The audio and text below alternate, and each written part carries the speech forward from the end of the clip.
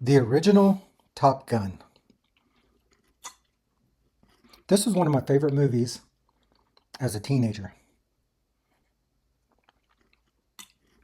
During the 80s, there was a revival of patriotism under Reagan that a lot of people felt. And of course, the liberals felt the opposite. This was about the same time as you had Bruce Springsteen's Born in the USA, which a lot of people interpreted as a very patriotic song, which it's not. But it had the flag on the jacket of the album. You had, the words "Born in the USA" in the chorus. So everybody just assumed it was patriotic without really listening to the verses.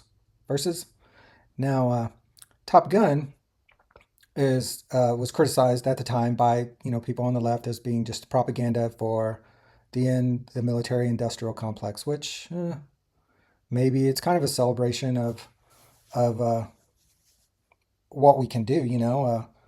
Jets flying off of aircraft carriers is a pretty amazing thing, really. Well, I like this movie a lot. I watched it over and over and over in my teens. That used to be part of my senior year.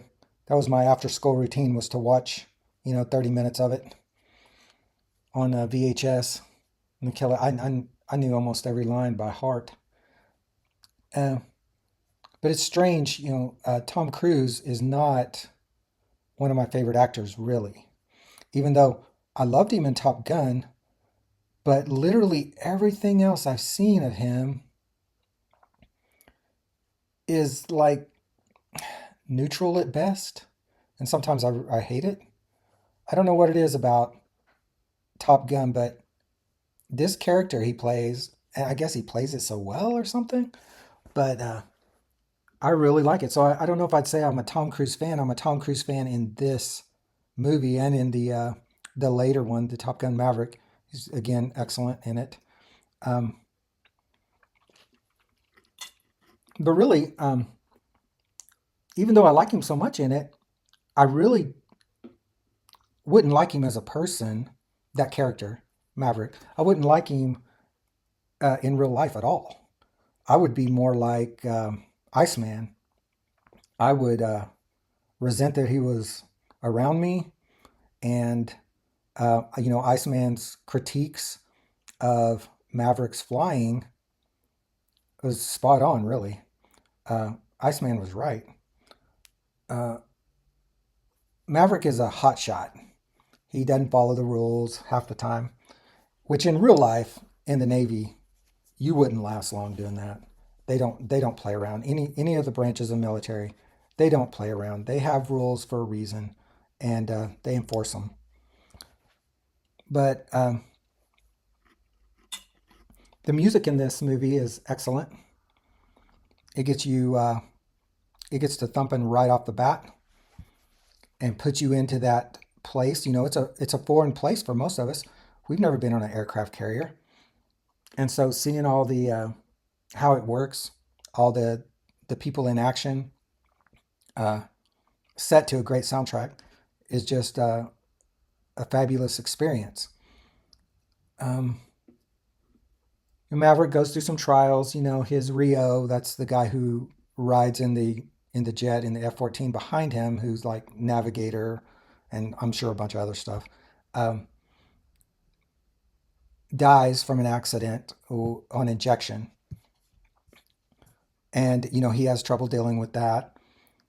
And then they get called up. A lot of these pilots that are at Top Gun. Top Gun is like a special school that they send the best pilots to train them further. It's advanced training. So, and the movie is mostly about their time at that school. But shortly after they graduate, or as they're graduating, they get word that there's this big conflict going on, and a bunch of those pilots get called up to go and take care of that problem. Um, Maverick goes, and he's still struggling at the time. And anyway, during the battles, he's dealing with this kind of a confidence problem that he's had since his buddy Goose died. And well, he finally overcomes it and helps him win the conflict. Um, it's a feel good movie. It's, of course, not realistic. Any good movie is not going to be realistic. So that's not even a real criticism of movies. You shouldn't, that should never be a, a, a valid criticism of a movie. That's the whole point of a movie. That's why we watch movies and not a documentary. If you want real life, you watch a documentary. If you want something that's like better than life, that's what a movie is. Um, in the movie, he has a girlfriend, Kelly Gillis, I think. Uh, she's not.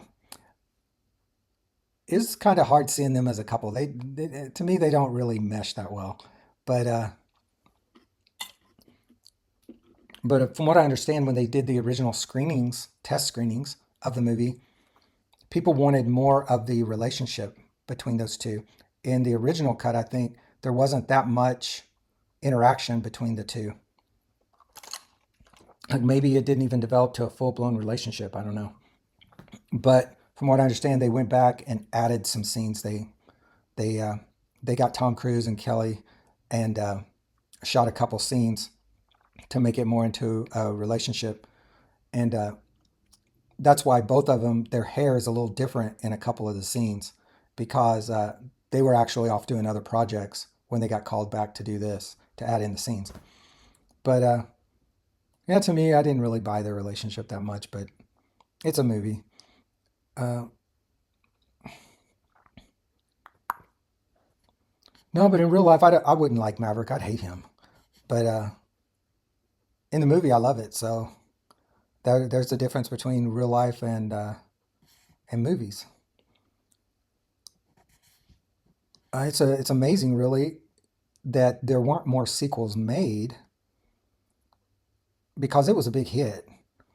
And in the '80s, usually if a movie was a big hit, there were multiple sequels made within a decade. But not with Top Gun.